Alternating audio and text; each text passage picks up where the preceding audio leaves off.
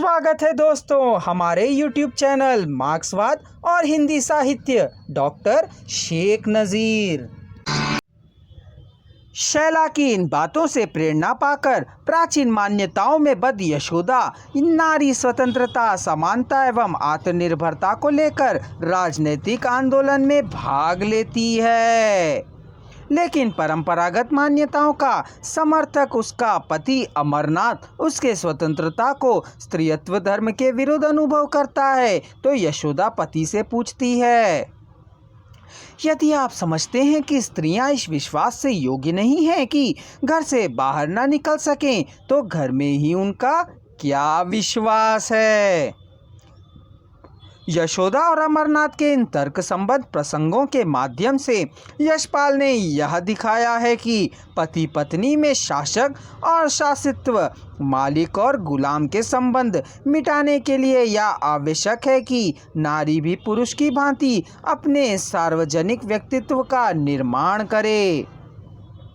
इस दृष्टि से उपन्यास की नायिका शैला जीवन की कठिनाइयों को झेलती हुई भी अपना स्वतंत्र व्यक्तित्व रखती है। वह किसी पुरुष की भोग की संपत्ति या कृत दासी न बनना चाहती है। उसका यह मत है कि किसी को अपना बना लेने का मतलब भी तो स्त्री के लिए किसी का हो जाना ही है, जहाँ पर स्त्री का अपना कुछ नहीं रह जाता। यदि स्त्री को किसी ना किसी की बनकर ही रहना है तो उसकी स्वतंत्रता का अर्थ ही क्या हुआ।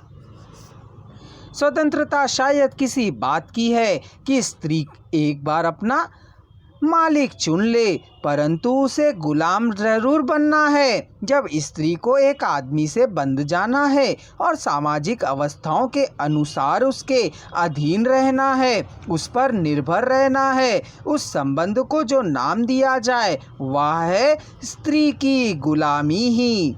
शैला के इस प्रकार के सोच विचारों को देखकर हर पुरुष भी उसे कलंकित मानकर पत्नी के रूप में अपनाने से पीछे हटता है।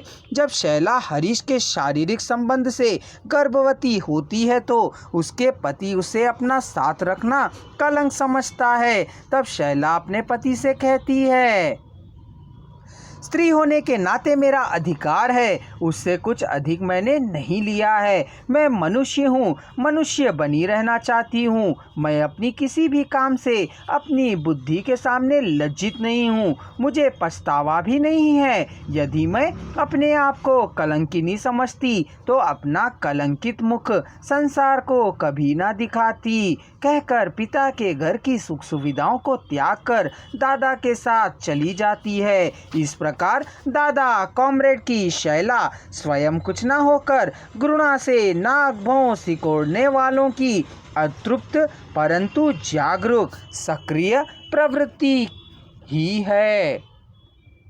झूठा सच उपन्यास के नारी पात्र भी अपने अधिकारों के लिए संघर्ष करते दिखाई पड़ते हैं। नारी पात्र तारा उससे असत से प्रेम करती है, किंतु अंतर धर्मीय भेदभाव के कारण उसका प्रेम सफल नहीं होता।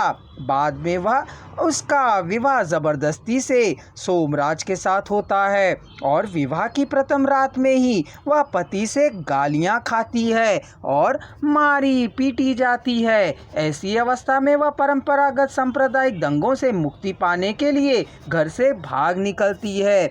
यही उसे क्या किया हुआ अपराध बन जाता है। बात यह है कि जब नारी परंपरागत मान्यताओं का उल्लंघन प्रगतिशील दृष्टि से करती है तो समाज उसे कलंकित करके जीने नहीं देता, पर झूठा सच की तारा स्वतंत्रता, समानता तथा आत्मनिर्भरता प्राप्ति के लिए अंत तक कई कठिनाइयों को झेलने में प्रयत्नशील दिखाई पड़ती है। उपन्यास की और एक नारी कनक भी नारी स्वतंत्रता और आत्मनिर्भरता के लिए नौकरी को आवश्यक मानती है।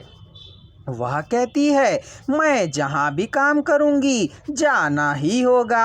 आखिर जो लोग अपने पाँवों पर खड़ी होती हैं, आती जाती हैं, मर्द जैसे काम करती हैं। इस प्रकार यशपाल के झूठा सच उपन्यास में नारी पात्र अपने स्वतंत्र व्यक्तित्व के विकास के लिए पुरुष पात्रों की अपेक्षा अधिक संघर्षशील और प्रगतिशील दिखाई पड़ती है।